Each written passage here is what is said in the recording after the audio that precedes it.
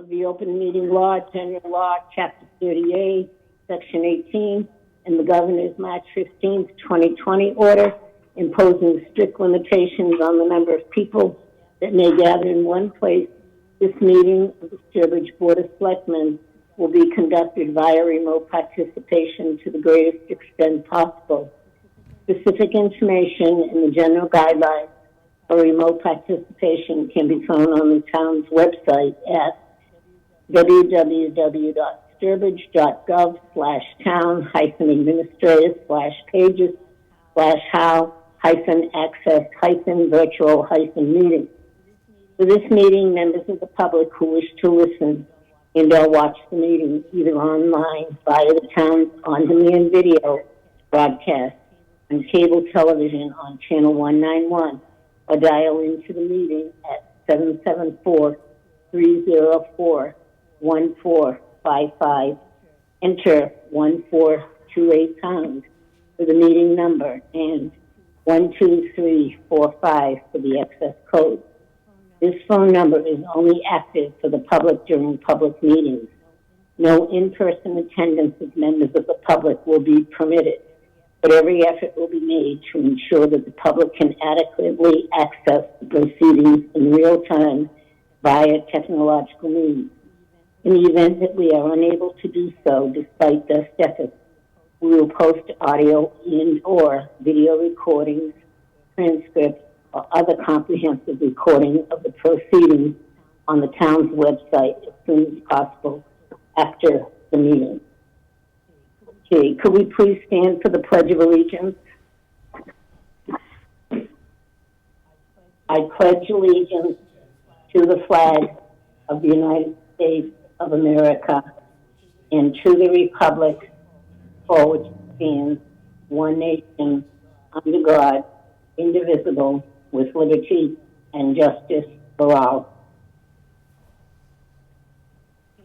Okay, on the agenda this evening, we have public service announcements, moment of silence, comment reports, the Economic Development Coordinator, Town Administrator, several action items, consideration and possible action on the confirmation of the appointment of Earl Desert as Chief of Police, consideration and possible action on the appointment of Tricia Towns as a dispatcher, consideration and possible action on the resignation of Andrew Hoole as a part-time firefighter with the Sturbridge Fire Department, consideration and possible action on the seasonal population form vote, consideration and possible acceptance of a gift of $500 from the Friends of Sturbridge Trails, consideration and possible action on a donation of $1,450 from the Donald Witcher Memorial to local food support,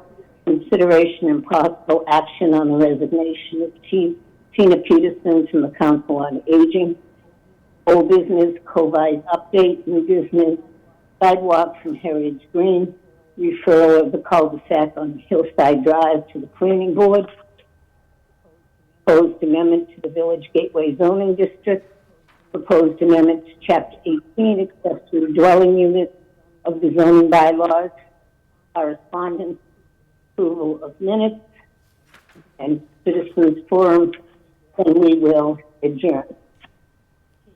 Okay, public service announcement. Chase, do you have anything? Yeah, I'd just like to wish all our residents Merry Christmas, Happy Hanukkah, and Happy Holidays. Hey, Ian? Same. Just hope everybody has a happy and healthy New Year. Mary? Mary, Oh, you're muted. you're muted.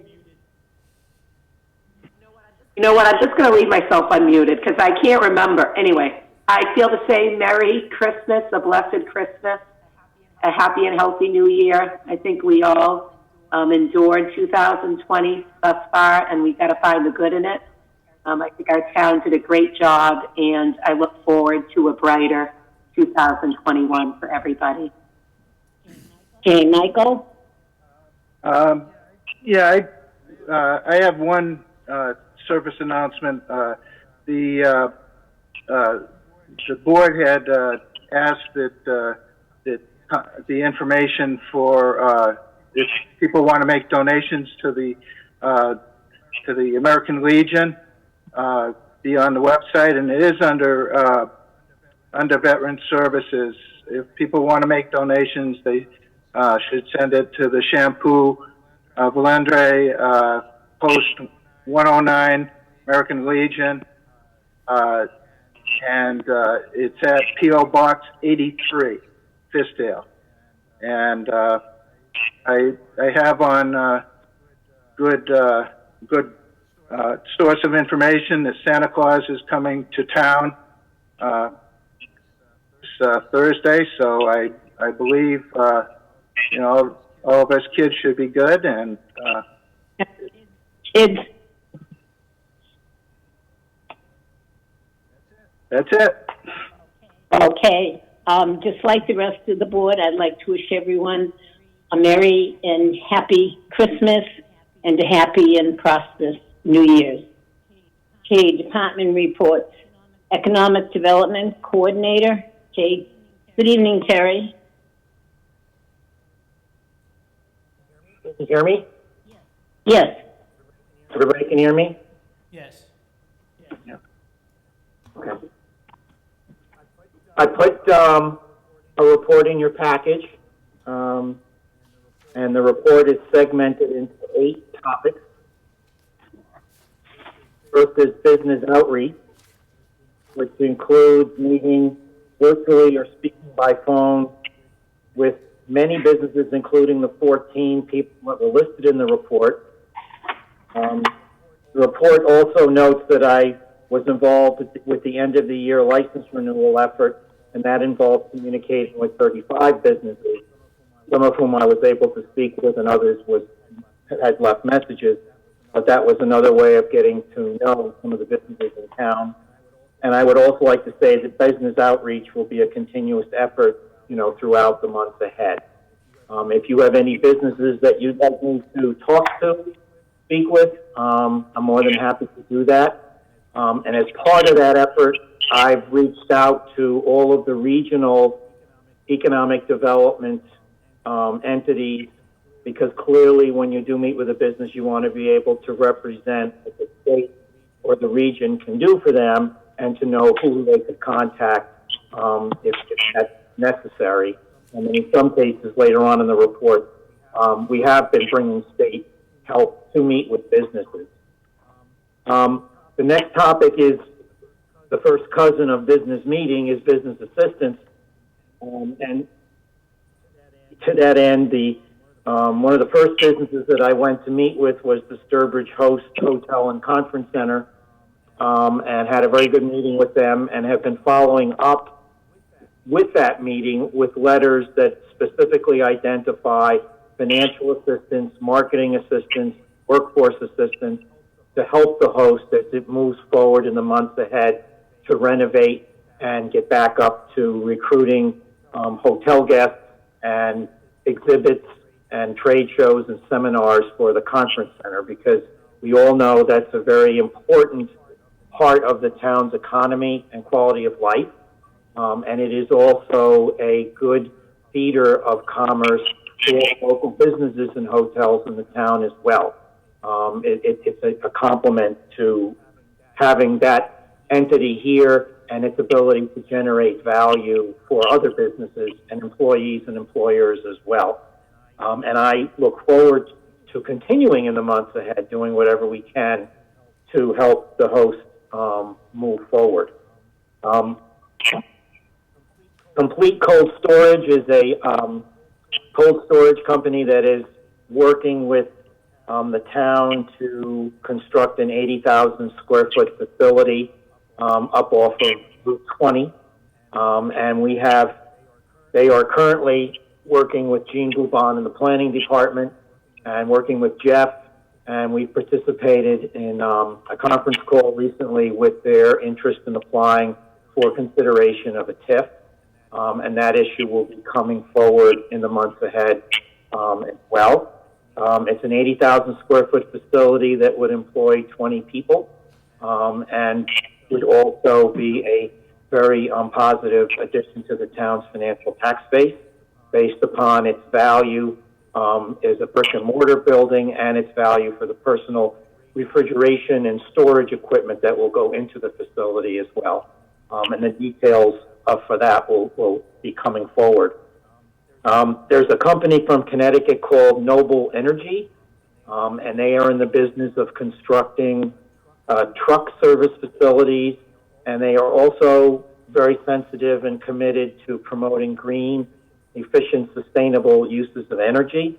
So they are in the process of talking to the town about building such a facility on Route 20 as well. And it would include a number of services for trucks to come and get fueled and fed. And I don't know if there's an overnight option there, but they would, in essence, be another good addition to the town's tax base. And they're also interested in installing electrical voltage chargers for automobiles and promoting the sale of electric automobiles. That's their plan. I haven't heard the latest, but to that end, I was able to arrange a meeting with the head of Noble Energy, Michael Frisbee, with two staff people from the Massachusetts Clean Energy Center in Boston. And we had a virtual conference call with Jade Lace and Rice Webb, and to talk about what available incentives and assistance could be available in terms of the putting in the electrical voltage charging station. And we hope that there might be something there for them if Noble goes ahead with the EV charging station. You may have heard that the J.C. Penney store on Main Street in Shaw's Plaza, the J.C. Penney Plaza, will be closing this spring in April, the end of March. And we have been in touch with the property manager for the property as well as the owners. And I have also stopped by the store and left my card for the store manager and hope to speak with her to make sure that the state's workforce department is in touch with her and her employees so that they can be aware of access to job training or job databases, job banks to apply for employment after this spring or summer, based upon what JCPenney's plans are for the facility. There was a conference call today with the town planner and town administrator and myself to talk to the owners, and they're interested in putting forth they're going to consider every option for the reuse of the facility, ideally find another soft goods tenant, but perhaps look at other tenant uses for the 50,000 square foot floor plate that the building has. Outside of that, that's the status, because that's a late breaking story, which sort of happened within the last week or so.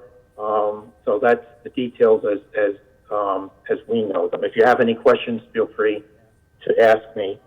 The next item on my report is regional tourism. I've had several conversations with the director of Discover Central Massachusetts, Monique Messier, and they've been very positive. Monique views Sturbridge as a very important part of the Worcester region. She particularly feels that our possession of the host in the conference center is one of the few conference center exhibit halls in the region outside of the DCU center. And they are interested in helping Yogi Patel market and advertise the host as a site for exhibits and trade shows and conferences, as not only a backup to DCU, but there are many events and functions that are not big enough for DCU and could fit right into the host. So I've tried to link Monique with Yogi and to try to start some planning and conversations about how to market the host in the months ahead.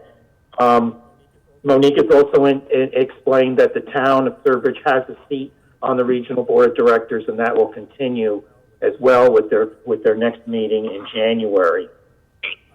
I've suggested to Monique if she would be willing to have a regional tourism roundtable, a virtual meeting with her office and Sturbridge stakeholders here from hotel, lodging, and retail to hear what can be done to continue to promote Sturbridge on a regional level, and also to hear what else is worth discussing in terms of events and shared activities going forward. And I also think, as I said, the Sturbridge hosts will benefit from that conversation as well. And then, as a continuation, sort of like discussing events and regional events, is the Pan Mass Challenge. And I put in my report that I had a very good conversation with Susan Brosia, who is one of the managers of the event on a yearly basis.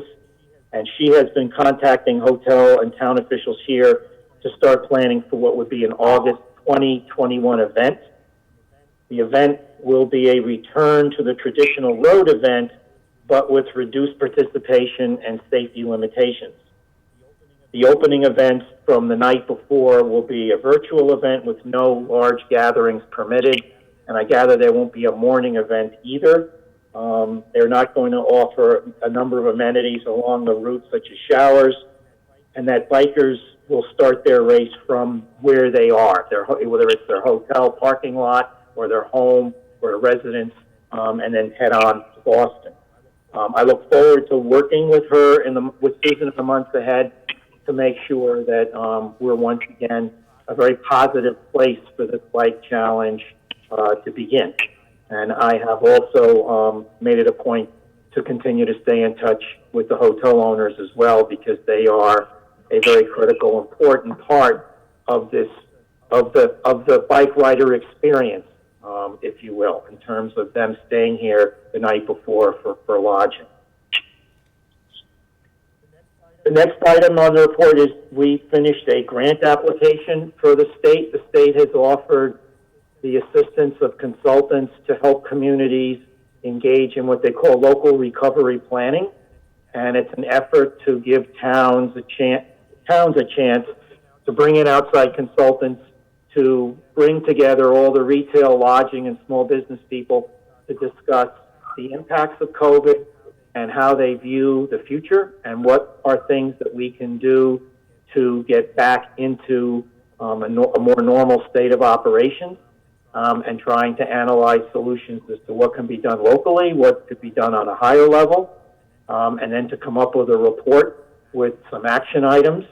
The report does not include any direct grants.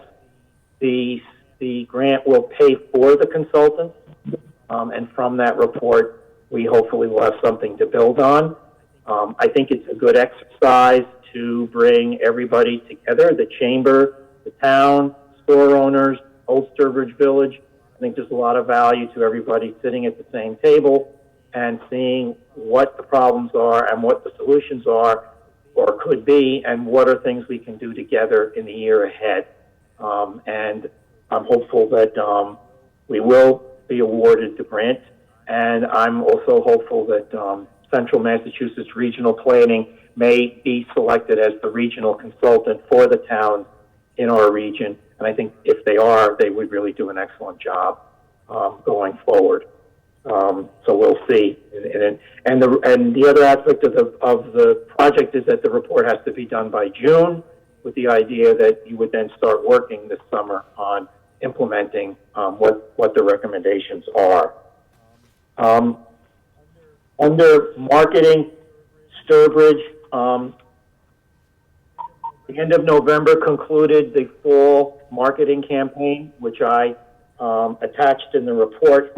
I drafted up a table to make it quicker to read as to what media outlets were used, what were some of the ad results from that outreach, where some of those readers went to the landing page, the development of 3 local itineraries by our consultant, Chris Pappas, and I also attached for your review some extracts from her PowerPoint report. I took out the pages that can offer you more specific detail on the results of the results of the media campaign, and also next steps going forward. One of those next steps going forward is to develop a visitor website that's a standalone website. The STA has allocated some funds for that, and we will start the process of calling consultants to see if they have an interest in making a presentation and being interviewed to take on this assignment. And myself and Jeremy from IT will be doing that, pulling together what we think would be some good candidates, and hearing what they have to present as a presentation, what other communities they have done websites for, so we can come up with a positive website that will promote Sturbridge in line with the branding effort that's been developed and the communication packages that have been developed by Chris Pappas. The website will complement that, and then the website also feeds into the eventual communication of our events and activities on Facebook, Twitter, and Instagram. And to that end, I think that's my marketing page. I thought I had one more point, but it'll come back to me. But that's the report as it stands so far. I'm happy to take any questions. Well, Terry, thank you. It was a thorough report. You've been working diligently, and the report is succinct and easy to read. Does anybody on the board have questions? Mary? You're muted, Mary. You muted me. I agree with our chair, Terry. I thought it was a very well done report. I just had, going back to your discussions with the host and the new owners, I'm wondering in a few sentences if you can just share with the residents that are watching what kind of renovations and revitalization efforts are being done and what kind of time. Sorry, that's my. I know that Nelson might be the better person to ask, but I have had residents curious about what kind of renovations are going to be done. So do you have any background you can just give us on that? Yeah, they have renovated the main entrance lobby. So if you walk in, that area is being completely upgraded. They are completing and working on renovating and upgrading the individual hotel rooms. Brian Amity went to pay them a visit a week ago and was given a tour of those rooms. They've not addressed all the rooms, but they're working on it, and they're going to get there. They also came before the design review committee about 3 weeks ago with some facade improvements that they want to attach to the exterior of the exhibit building, and that was approved by the design committee. So they are moving forward towards getting, hopefully, in a position where this summer and fall they'll be able to. They also indicated to Brian that they feel that they've received some bookings for the fall of 2021. Great. It's a difficult time right now, certainly, to be renovating the hotel. Just one other question. You know, you shared with us the advertisements that are being done on social media, Boston.com. And I was just curious about a couple things. Is that considered good that, I don't know, it looks like about 17% opened the Experience Sturbridge advertisement, and 42,000 were delivered. I don't know, is that considered a good stat? It looks kind of low to me. And then the other question is, what does CTR mean, 5.2% CTR? Okay. Chris Pappas has given us, and in the report she discusses what she thinks are good observation rates or seeing rates of a particular message, whether it's an email or whether it's a banner ad or a box ad. Mm-hmm. And so that is that is one aspect of, although the numbers may seem very minuscule, in that industry they're viewed as very healthy percentages. Oh, awesome. I don't know a lot about it. And what does CTR mean? CTR is the click-through rate. that is the point at which someone didn't just see the ad on, you just didn't see the ad on the screen. You actually clicked onto it and went to the website for that particular venue that tried to get you to see something on your, when you turned on your computer and you saw Visit Sturbridge Village, you clicked on that screen to go to their website. That's a click-through. Okay, and what is the 380 clicks then? What is that? Where are you looking at that? I'm looking on page 107 on the boston.com. Sheet that Okay. you- Sure. Okay. See, what Chris is saying is that the newsletter was delivered to 42,000 readers. Right, 6,900 opened the message. right. Of the 6,900 that opened, 380 went to the next step to click onto the website. Does that make sense? Yeah, that makes sense. And then the 5.2, after they went to the website, they clicked again? Or 5.2% is 380 out of 6,900. the 42, got it. Okay, that's just the percentage. Okay, thank you. Oh, Got it. no, we're all learning it, believe me. Thank you, Terry. Yeah, you're welcome. Okay, anyone else? My memory came back to me. One of the things that I'm trying to do in terms of laying the groundwork for the social media messaging is, and it's a way also of trying to bring everybody together, and it's also a way of trying to create something. And I talked to Janine Peterson at the Greater Blackstone Chamber today about the idea. And she said that if we could do it, it would be a really great thing. And that is to take town events, Old Sturbridge Village events, and to take chamber events and put them into one calendar so we can at least see in 2021 what's going on. We can try to avoid overlaps. We can try to avoid conflicts. We can try to see if there are events we can parallel together. Or we can try to find ways to then let the business community know that, hey, in the next 12 months, this is what's going to be going on in the town. So you can figure out if you want to have specials, packages, incentives to attract shoppers, spenders, eaters, drinkers to your venues. And it gives all of us a chance to, again, work together. My feeling is if we can accomplish half those goals, I think it can be worth it. And then another goal, which I know a lot of towns try to do, is to try to create some platform in which you could turn it on and say, what's going on in my town tomorrow night? What's going on in my town this weekend? And I think to include school events, regional events, local events, might have some value too in trying to spur a sense of community, a sense of what's to do, where can we go, and also to try to grow some shopping and spending and commerce as well. So look for this calendar. I've sent it out to OSB and to the Chamber. Annie Rosciola has given me a very robust list, all the town events 2021. And so my feeling is if I can populate it with everybody, we might have a really dynamic thing to put on the website. And again, at the very minimum, it'll be a way for all of us to make sure at least we don't bump into each other in the month of February and have the same thing on the same day. If that's the least that comes out of it, I suppose that's good value. But I think it's another way to try to get everybody into the same boat and try to work together. Okay, thank you. Anyone else? Hey, have Terry, a nice holiday, Terry. Thank you. Okay, next on the agenda, we have our action items.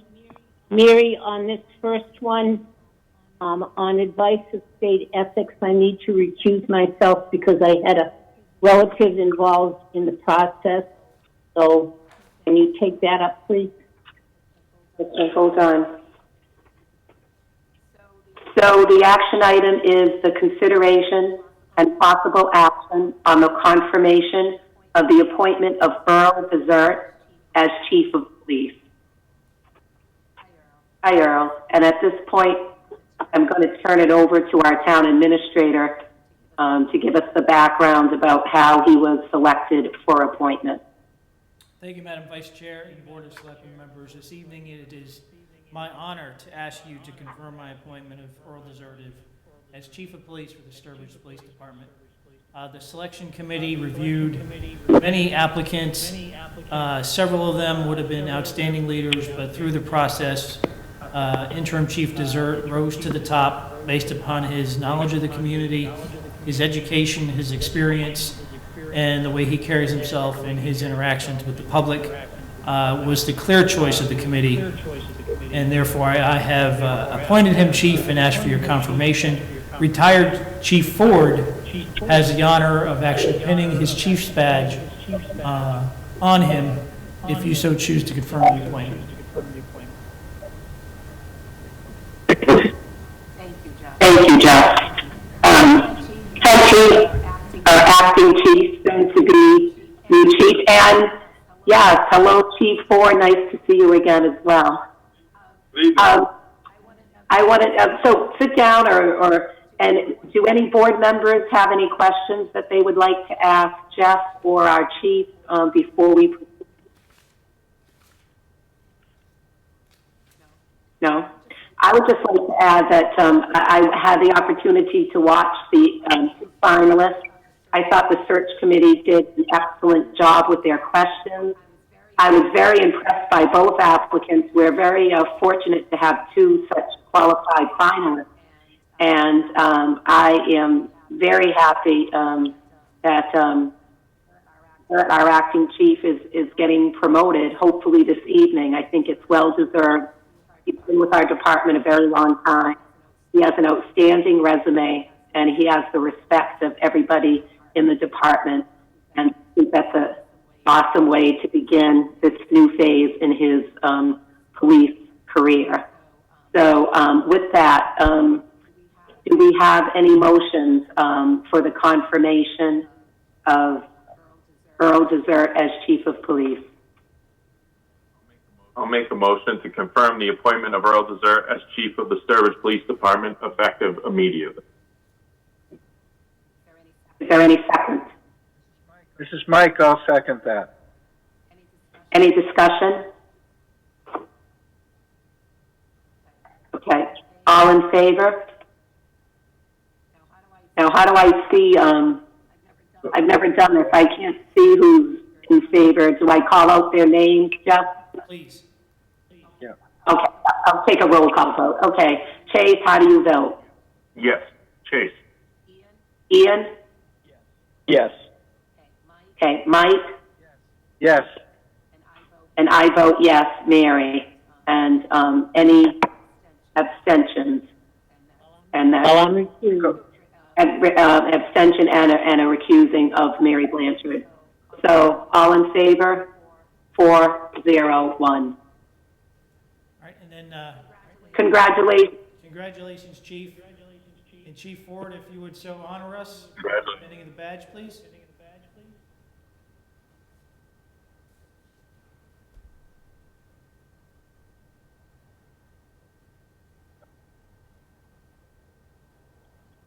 Well done.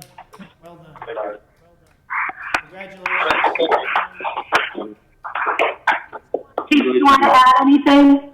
I just want to thank Chief Ford for his many years of mentorship. I also want to thank the search committee for all their efforts that they put into the selection process, the town administrator for all his efforts. I want to thank my family, and I would also like to thank the Board of Selectmen for approving this, and the men and women of this police department. I'm very thankful. They work very hard, day in and day out, and they've been very supportive for this process, and their work is much appreciated, and I'm very honored to be selected as your next police chief. Thank you, Chief. We're very proud and honored as well and blessed in the town to have you heading up our police department, which is an awesome department, and I think all our residents recognize that. So have a happy and healthy Christmas and New Year's. Thank you. You all as well. Congratulations, Chief. Congratulations. Chief Ford, I think, and That? I said that to you again. Nice to see all of you too. Take care, Tom. Merry Christmas. See you in a while. Okay. Thank you, Mary. Jeff, I apologize. I skipped over your town administrator's report, Oh, no which problem. I seem to have a habit of doing. It was worth it. Just a couple points in the packet. There was a question last time, and Terry's here this evening. If there's a further question on the hotel tax PowerPoint, it's in the conversion of the data from fiscal year to calendar year. That's explained in the memo. Also, the welcome to Sturbridge sign at 361 Main, we do have permission to take that down from the property owner. There's a formal release that we're getting from the property owner, and you'll see that in a couple weeks. And then the DPW can take that down. They've already looked at it, and it shouldn't be much work at all. So that should be resolved here by the end of January, 1st of February. A couple other things. Terry talked to you about JCPenney. I emailed out this evening the budget schedule for 2022. So we're starting that process. And, there'll be a lot of work between now and then. And finally, I don't want to steal Mike's thunder, but the CMRPC did produce a list of potential TIP projects, Transportation Improvement Program projects, for 22 to 26. Our Route 20 roundabout project is on that potential list, so in January we'll be invited, which we've already have been invited to give a presentation on that project along with DOT for inclusion on the TIP. So that's a big step for that project. Once it gets on the TIP, then the work can really start to get that designed and moving forward. So good news on that project. Mike, I don't know if you have anything to add on that as a member of the CMRPC. I'm an alternate on the MPO, and I was sitting in at the same meeting that Jeff was in this past week, and it looks good. The district projects engineer was able to explain to the MPO a bit about the project, and it looks very good. And from our point of view, having Mass DOT pick up the cost of the design is a big plus for us.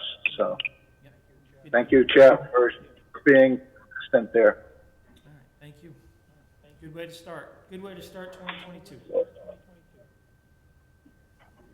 Yeah. 2022. Hey, all set, Jeff? Yes, thank you. Oh, okay. Terry, I just had a question on how you explained, going with some of the numbers, calendar year as opposed to fiscal year. Has Barbara had input on that, I assume? Who? Barbara Barry, our finance director. No, Go ahead, Terry. when I gave you the PowerPoint, I've changed numbers from fiscal year to calendar year, so it's easier to understand. And it's easier to put the data in a context. I'm not replacing any data that the town posts in terms of fiscal year.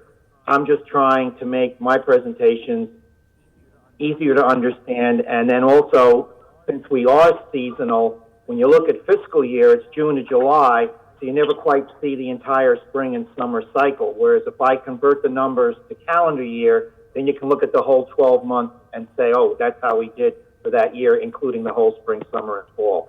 So it's just my own doing it within my PowerPoint to help you and all of us look at the data a little more easier and make it less, because, you get into June, July. Amtrak is September to October. The federal government, September to October. So you get into the fiscal year. Yeah, it gets crazy. So if you can convert it to calendar year for communications, it's good. Oh, okay, thank you. Sure. Okay. Okay, next on the agenda, we have consideration and possible appointment of Tricia Towns as a dispatcher. Mary? Mary? I'm sorry, I just have one question for Jeff on his report. Yes. No, thank you for looking into the Welcome to Sturbridge sign so quickly. I think it's been an eyesore for a while, but I just want the board to think about, that was kind of like step one of my desires, our board's desire. But perhaps we can start looking into erecting a more attractive welcome to Sturbridge sign on that main triangle, which is really a better spot to put it when you get off of 20. I think Tassie's has where the evergreen tree is on that triangle. Perhaps, you know, looking at betterment funds, maybe some STA funds, maybe some free cash. Maybe Tantascwa could help build it, their technical division. I know we're looking into some major renovation of that whole area, but I think if we move forward with at least a sign, we'll be able to use that sign even when we undergo the big Route 20 project. Because I think we should have some kind of sign, except that other sign is just awful, you know, and I don't know how the rest of the board feels about requesting Jeff to look into getting the funding to perhaps and the permission from the state to erect a sign more centrally located when you get off the highway. Yeah. Yeah. Great.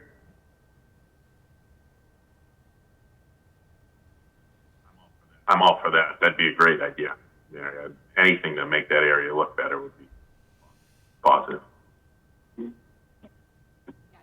Yeah, I know, Chase. We had wanted some, you know, landscaping, and maybe we could do some landscaping around the sign, Yeah. which would be an improvement in the short term. Yep.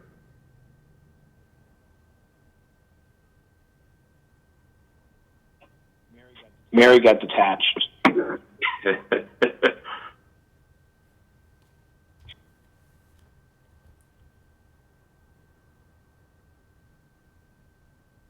Yeah, Mary, we lost Mary. That's Mary's audio. Yep.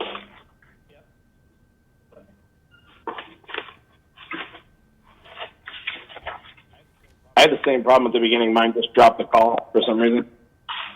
Yeah. We've had some phone issues at Town Hall. Maybe that may be part of it.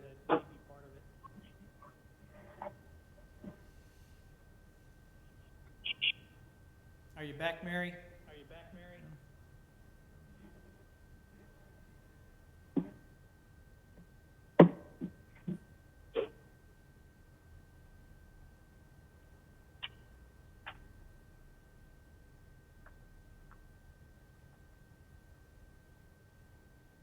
Here we go.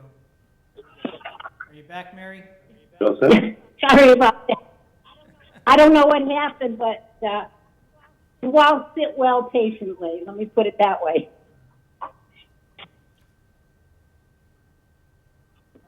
Okay, so Chief Dessert, you want to handle this with the appointments, please? Good evening again. Yes, tonight I present to you Tricia Towns. Tricia is coming to us. She has applied and went through the interview process for the full-time dispatch position and stood out amongst all the interviewees. And she comes to us with 15 years experience as a paramedic. She's also done background investigations, and she possesses a bachelor's degree in criminal justice. I think she's going to be a great fit for the Sturbridge Police Department. I'm looking forward to her starting as a full-time dispatcher. Okay, any questions from the board? Tricia, would you like to say anything? I would just like to thank everybody for the opportunity, and if I get appointed, I look forward to working as a dispatcher for the town of Sturbridge. Okay, may I ask where you went to high school? I graduated from Tantascwa in 1997. May I ask where you went to elementary school? Sturbridge Elementary. Do you remember your third grade teacher?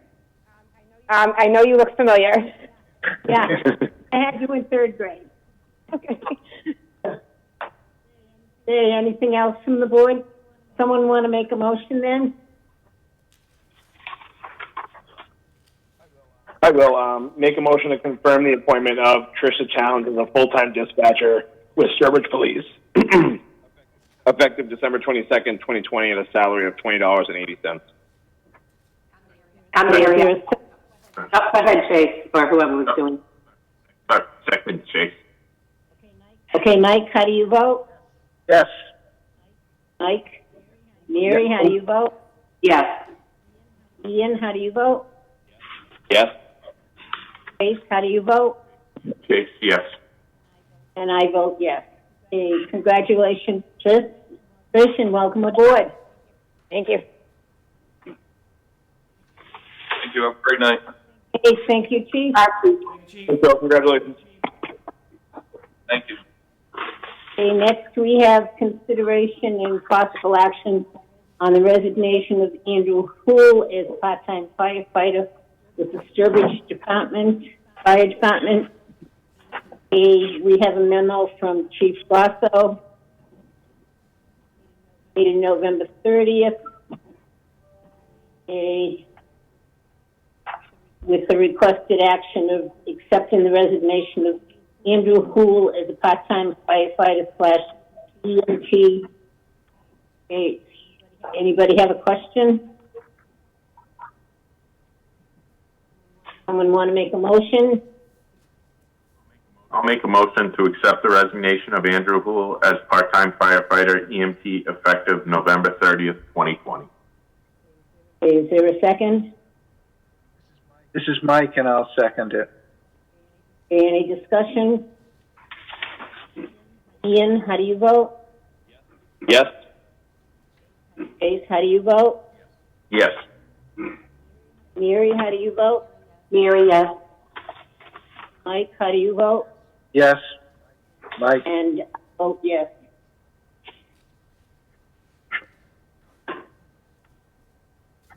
Next, we have consideration and possible action on the seasonal population form vote. Jeff, we went through this last year too, and that number's rather low. We usually just round it to 20,000. We've been doing that for years to take into account any possible more seasonal licenses and everything, because we do, our population does increase a whole lot. And the state doesn't ever come out and count by heads, but we've always thrown in 20,000 just to cover. Whatever the wishes of the board are, that's fine for me. Yeah. Okay, somebody want to make a motion then to approve the 2021 seasonal population increase estimate form at 20,000? So moved, Mike. Is there a second? Second, Chase. Discussion? How do you vote, Mary? Oh, Mary, yes. Mike? Yes, Mike. Ian? Yes. Chase? Yes. And I vote yes.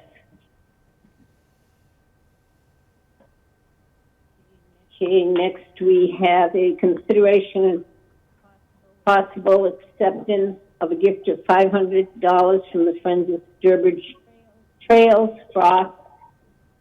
Okay, any questions? Okay, somebody want to make a motion then? I will make a motion to accept the donation with thanks and authorize the spending thereof in accordance with the donation. Okay, is there a second? Second, Mike. Second. Okay. Discussion? Chase, how do you vote? Yes. Hey, Mary, how do you vote? Mary, yes. Hey, Ian, how do you vote? Yes. Hey, Mike, how do you vote? Yes. Okay, and I vote yes. Okay.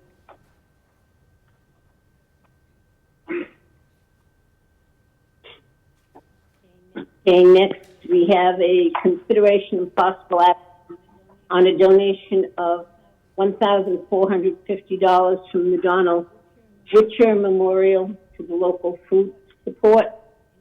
Any questions or discussion?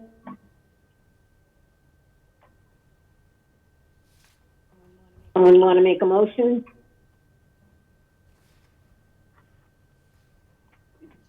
This is Mike, and I'll make the motion to accept the donation with thanks and authorize the use of funds for the purpose of the donation.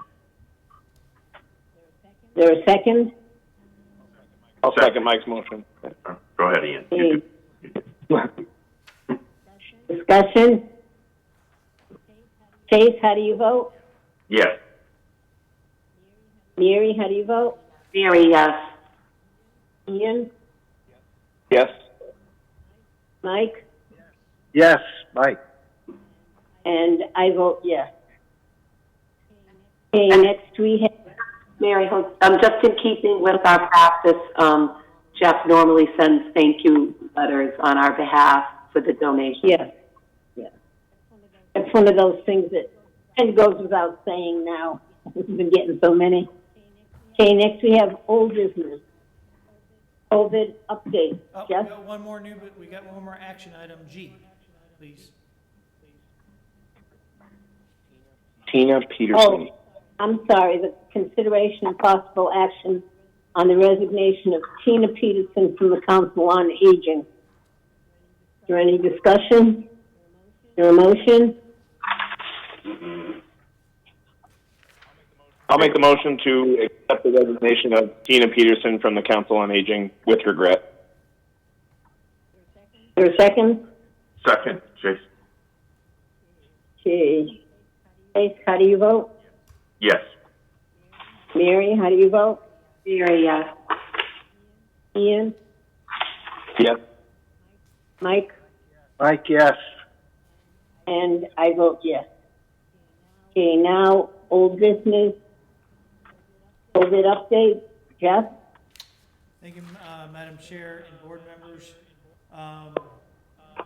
Just an update, we are waiting on the vaccine. Harrington Hospital has reached out to our emergency services department and is trying to coordinate a vaccination day for first responders sometime in the next couple weeks once they understand how much vaccine they have and put the plan together for the distribution. So this will be a regional effort, reaching out to all the emergency service departments in the area. Our departments are beginning to make a roster of those to be vaccinated and getting that to Harrington for scheduling. We don't know the exact date yet. We're waiting on the dates of the availability of the vaccine, but that is in the works, and that is a positive step in a very good direction for the communities as a whole. Otherwise, you've probably seen over the weekend that the federal government has authorized a $900 million aid package, which is very welcome relief to businesses and individuals across the country. However, specifically, aid to state and local governments was left out of the package. So we don't know what happens come December 30th when the current authorization of the CARES Act funds that were allocated expire. We still have over $300,000 available that we have not actually spent. The big challenge for us going into the next year without the CARES Act support will be cleaning. We have hired additional cleaning support for the buildings. Without those CARES Act funds, that'll be a challenge for us to maintain that enhanced level of cleaning. So we'll have to see what actually comes out of the bill here in the next couple days. Other than that, I'll be happy to answer any questions. I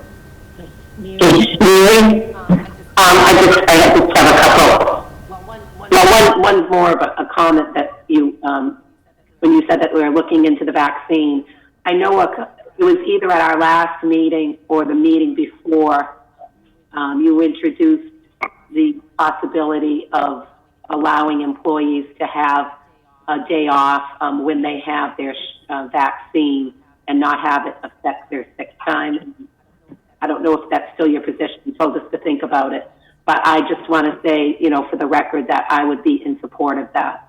I think it encourages them to have the vaccine, and they're serving the public.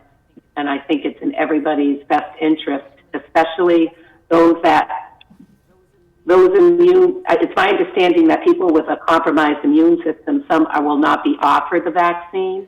And if we can develop what they're calling that herd immunity, the more healthy people that get vaccinated kind of protects everybody. So that's one thing. I just want to say that I would support what Jeff introduced. My other question is, were we able to look into any air purifiers for the senior center and Yes, we've purchased air offices? purifiers for the senior center, the town hall, and center office building. Awesome. Sorry if it was in here and I missed it, but Yeah. thank you. That's it. On the issue of the days off, I brought that up. I would ask for board authorization for that, since it kind of goes kind of beyond, I believe, my scope of ability to give people days off with pay. But if the board would want to authorize that, we can proceed and make that happen.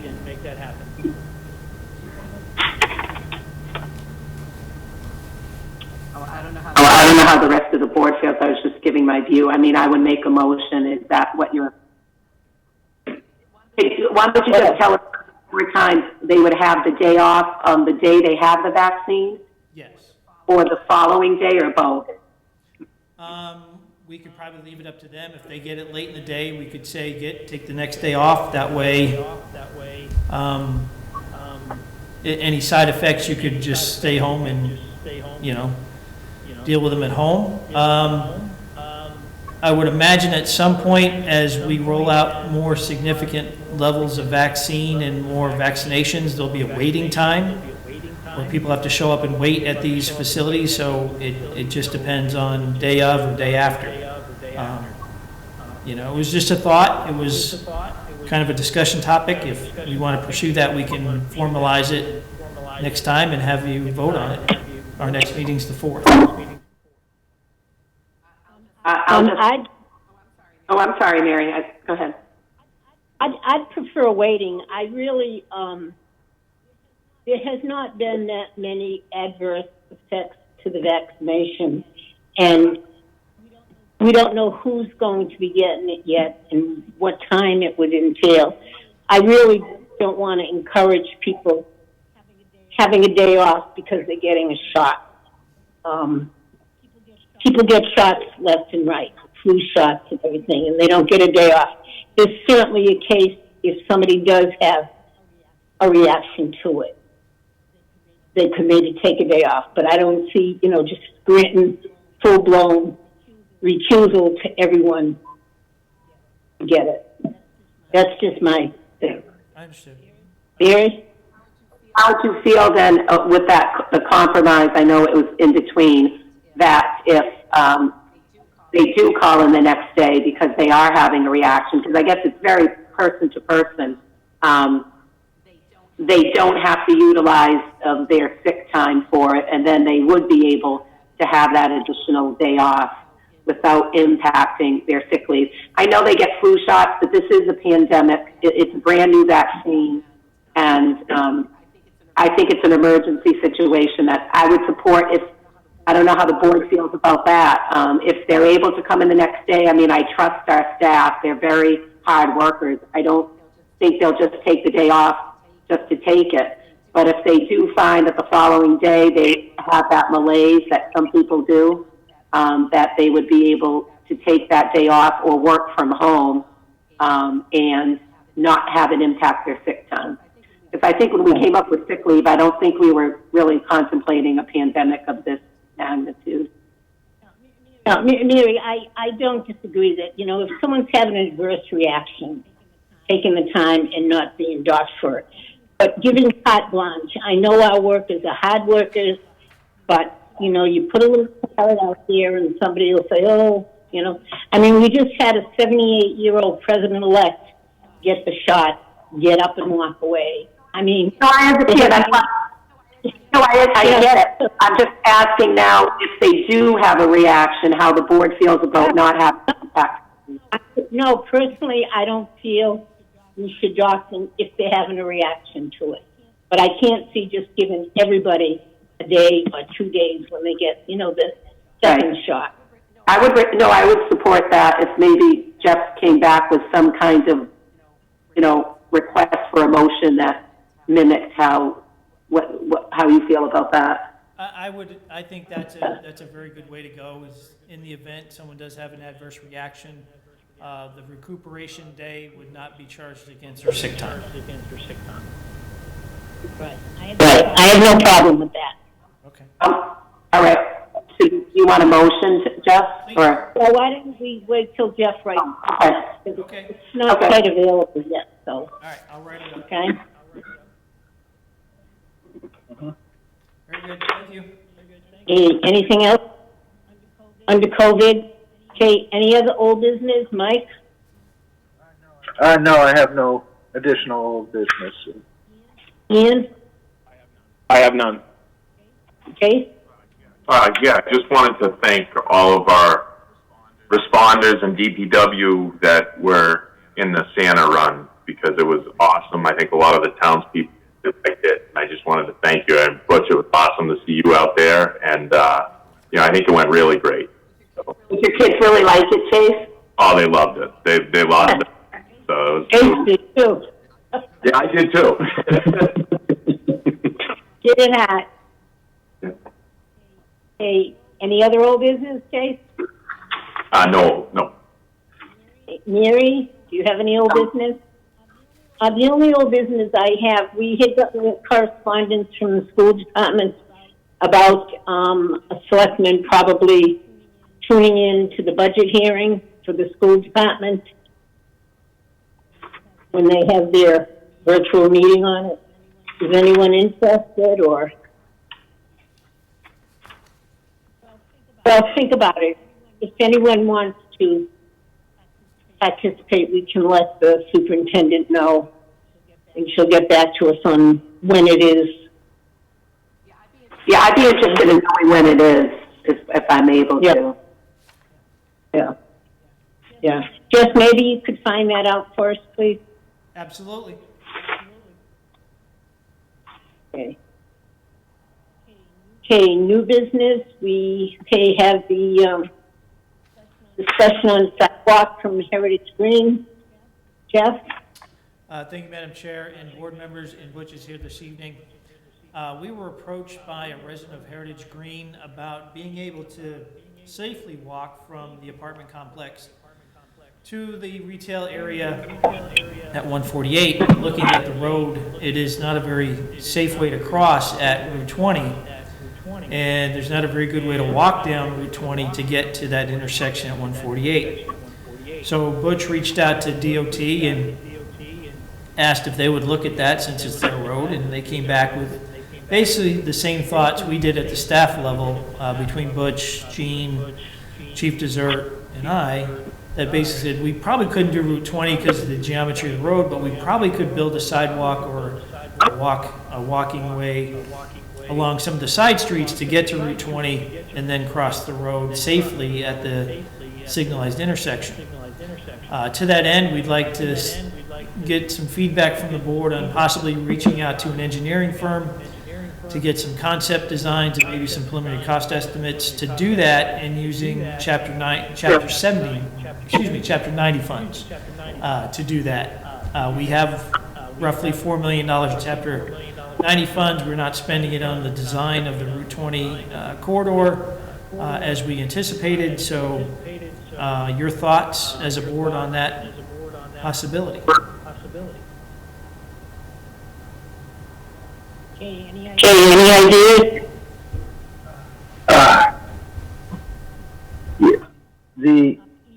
Ian? I mean, I think it can't hurt to look into it. If it's something that people are feeling unsafe walking along that road and they want it investigated, we at least owe it to them to take it to the next step, see how much it would cost. Okay, anyone else? Yeah,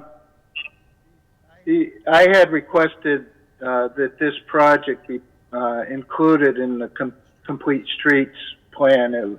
Initially, it wasn't, but and I think it's a very important project. The only concern that I have is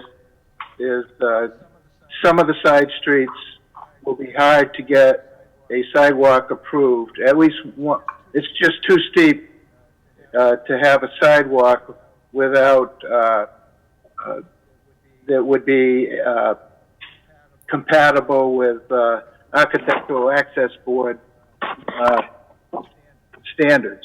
So, if we go down to Holland Road, so it might include, they may have us put in a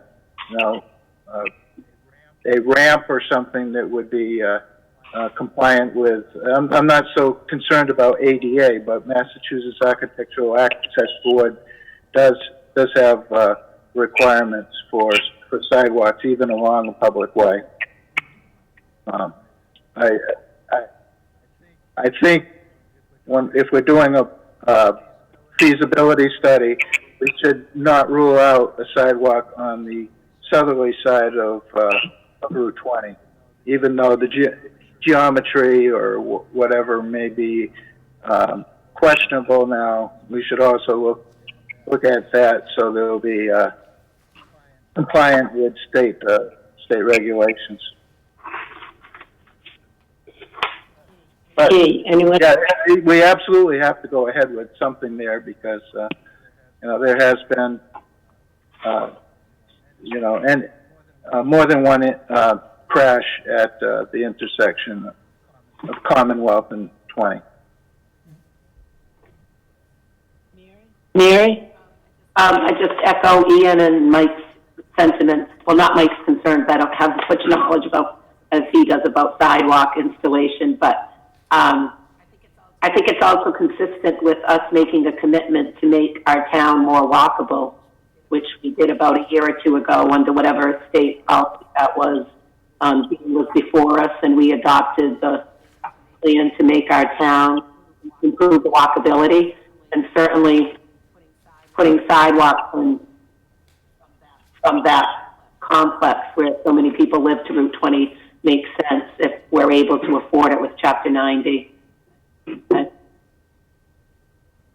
No, I think we ought to move ahead with what we can. However, that whole area, even going Summit and Commonwealth coming down to Holland and then Holland to 20, I mean, it is, in my mind, I'm no engineer, but in my mind, the whole area is totally unsafe as it is. So, we need an engineer or someone to look at it. So I would be in favor of moving ahead. Chase? All right, we'll reach out and get some quotes, get some pricing. Thank you. And bring it back to the board for consideration. Okay, next. Next we have referral of the cul-de-sac on Hillside Drive to the planning board for a report on its possible acceptance of a town way. Okay, this is just a motion to accept the petition and pass it on to the planning board. Yes, ma'am. Anyone have any questions? Is that you, Jeff? I'm good. No? Oh, okay. So somebody want to make that motion to accept the petition, refer to the planning board review? So moved. Is there a second? Second. Any discussion? Mike, how do you vote? I vote yes as long as the timing's okay. Yeah, that's why they brought it forth now. With the time restraints for meetings and public hearings and everything. Mary, how do you vote? Mary, yes. Hey, Ian, how do you vote? Yes. Case, how do you vote? Yes. Okay. Okay, and I vote yes. Okay. And next we have a proposed amendment to the Village Gateway zoning district referral to the planning board. Again, this is to vote to accept the proposal and refer it back to the planning board for consideration in public hearing. Someone want to make that motion? I'll make a motion to receive the proposed amendments and refer to the planning board for consideration in public hearing. I'll second the motion. Okay, Mike, how do you vote? Yes. Chase, how do you vote? Yes. Mary, how do you vote? Mary, yes. And I vote yes. Okay, and next is a proposed amendment to Chapter 18, accessory dwelling unit. Okay, again, to accept and refer back to the planning board for review. I have some concerns about this amendment at this time. One of the things that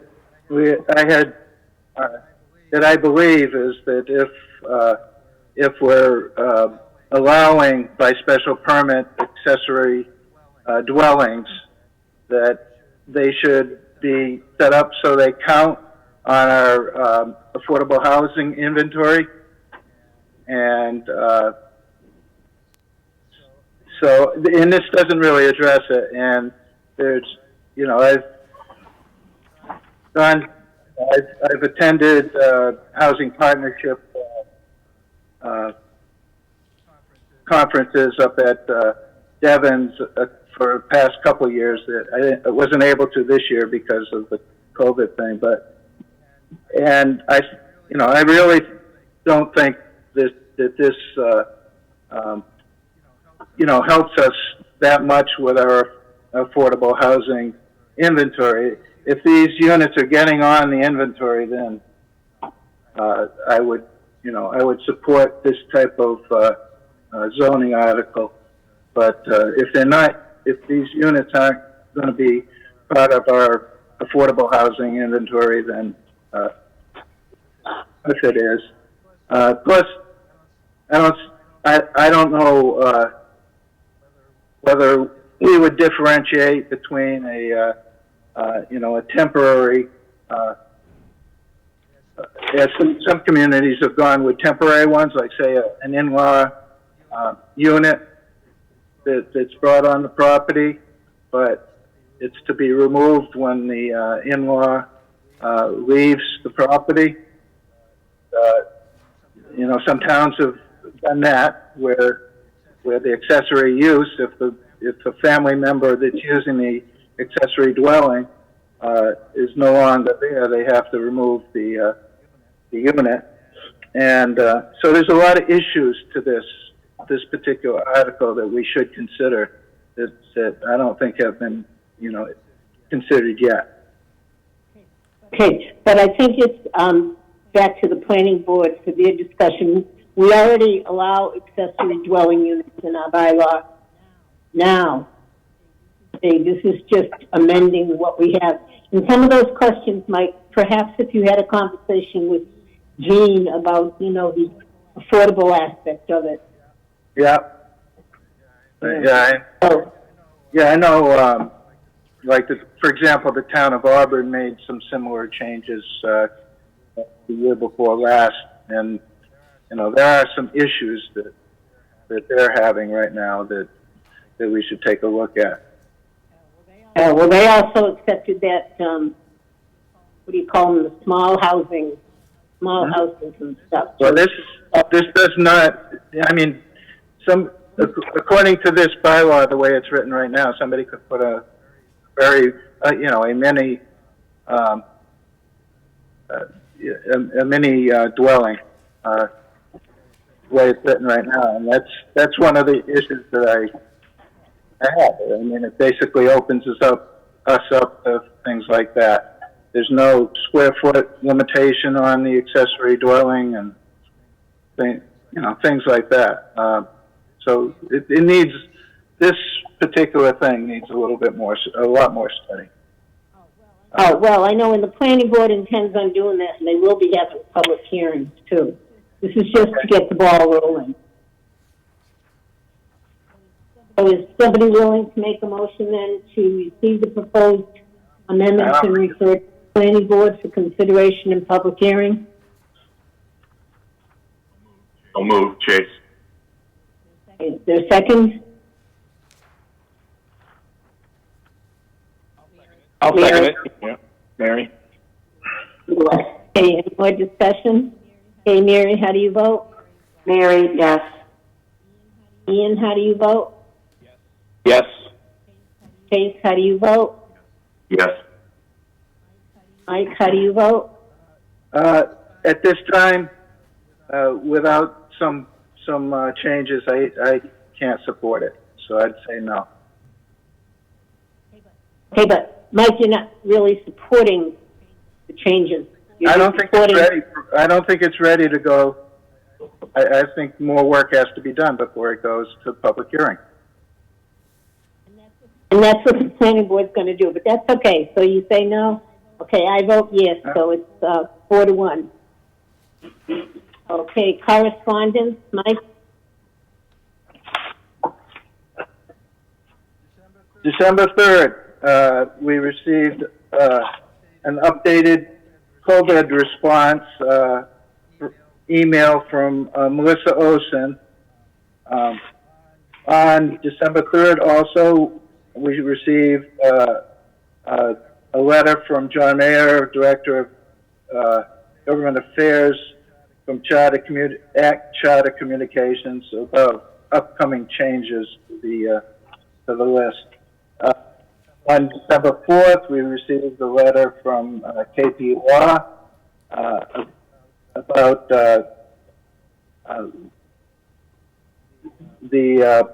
it was basically an ad or a email from KP Law saying super lawyers are recommended KP Law attorneys. On December 4th, we received a email from the Massachusetts Municipal Association regarding the early bird discount for MMA annual meeting, and that will end on January 6th.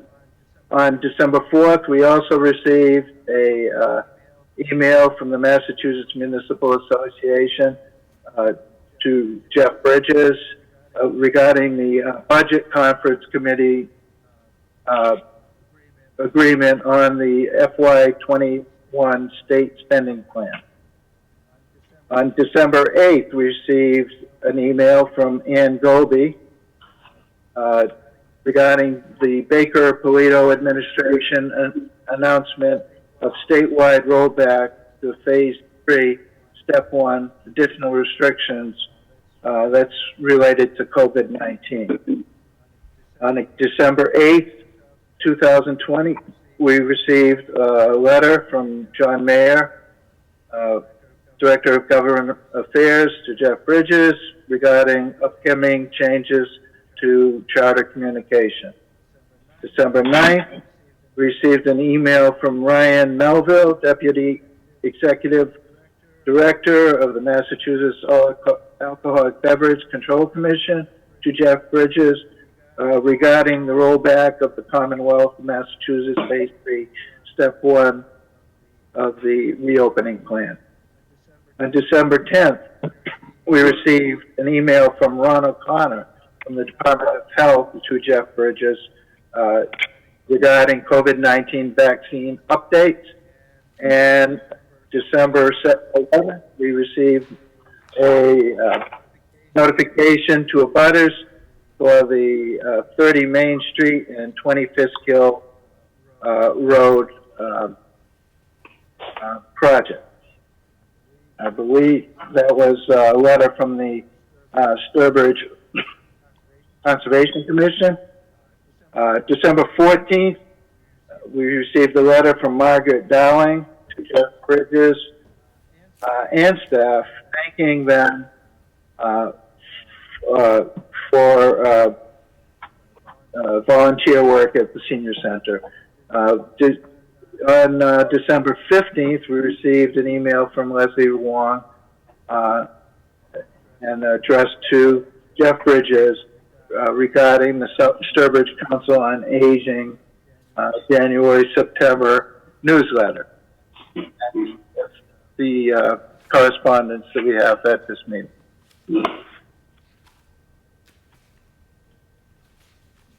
Okay, thank you, Michael.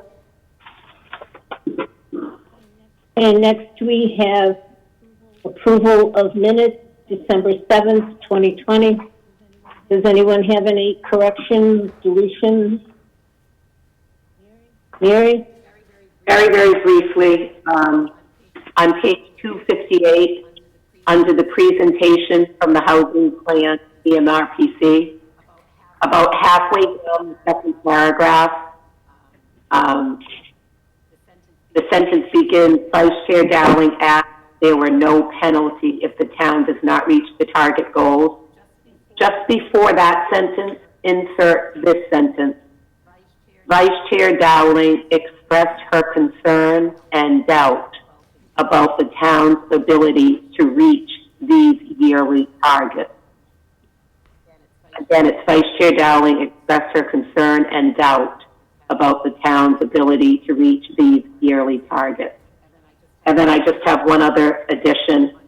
On page 259, the very top paragraph, the first sentence reads, Vice Chair Dowling asked if there was a follow-up from 508 International's attorney about the list of activities.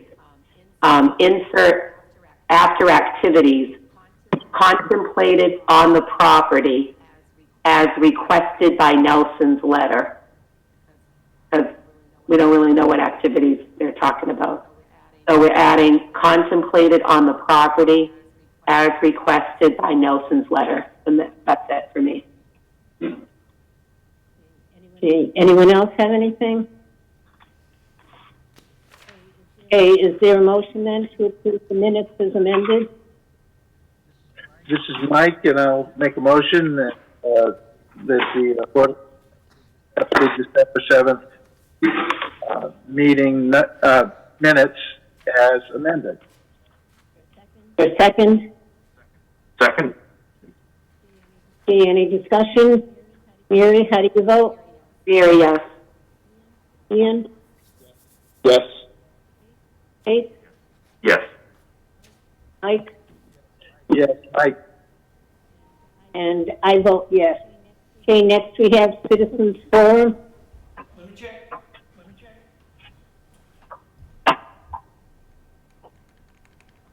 Good evening. Is there anyone on the public line that would like to speak to the Citizens Forum to the Board of Selectmen? Good evening. Is there anyone on the public line that would like to speak to the Board of Selectmen at the Citizens Forum?